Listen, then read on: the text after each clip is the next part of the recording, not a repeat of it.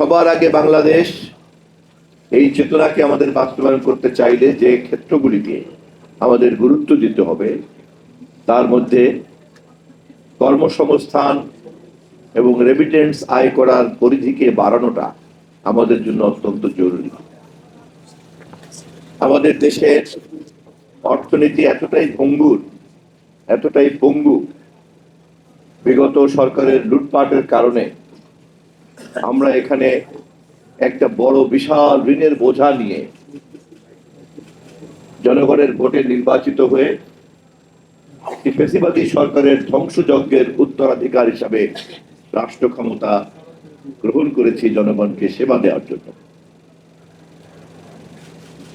এবং সেই পরিস্থিতি আমরা কম বেশি প্রতিদিন মানুষের সামনে তুলে ধরছি, কিন্তু অতীতের ভুলকে ব্যবহার করে আমরা নিষ্ক্রিয় থাকতে চাই না।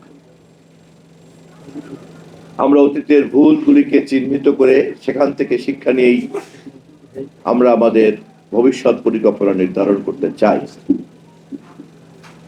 মাননীয় প্রধানমন্ত্রী বলেছেন, আজকের পত্রিকাতেও আপনারা দেখবেন, আমাদের সামনে এখন 3টি বড় চ্যালেঞ্জ। সেটি হচ্ছে আমাদের এই ভঙ্গুর অর্থনীতিকে স্বনির্ভর করা, আমাদের দেশের আইন শৃঙ্খলা পরিস্থিতিকে আমাদের স্বাভাবিক পর্যায়ে নিয়ে আসা এবং আমাদের যে কাঙ্ক্ষিত এবং ঘোষিত প্রতিশ্রুতি অনুযায়ী রাজনৈতিক সংস্কারগুলিকে যথাযথভাবে সম্পন্ন করা।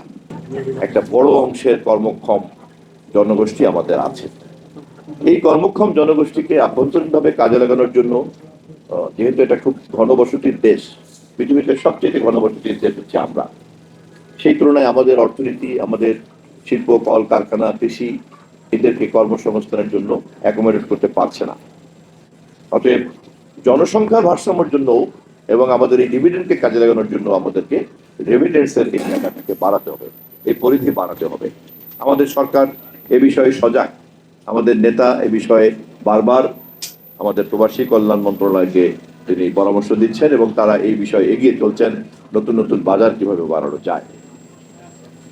আমি আপনাদেরকে অনুরোধ করব যে আপনারা যে চিন্তাগুলি করছেন, পরামর্শগুলি করছেন, এটাকে আরো সুসংগঠিতভাবে করে, গুছিয়ে করে আপনারা সরকার পর্যন্ত পৌঁছাবেন। এবং আমি তথ্যমন্ত্রী হিসাবে এই সম্ভাবনাগুলিকে কাজে লাগানো এবং আপনাদের ক্ষেত্রে যা সংশ্লিষ্ট যে মোটিভেশনাল যে কন্টেন্টগুলি সম্প্রচার মাধ্যমে প্রচার করলে আপনাদের এই কাজটা করতে সুবিধা হবে, আমরা সেটাকে একটা জনসচেতনতা তৈরি করার জন্য সবসময় এই প্রচারের ব্যাপারে আগ্রহী থাকবো। এই প্রতিশ্রুতি আমি আপনাদেরকে ঘোষণা করে রাখলাম।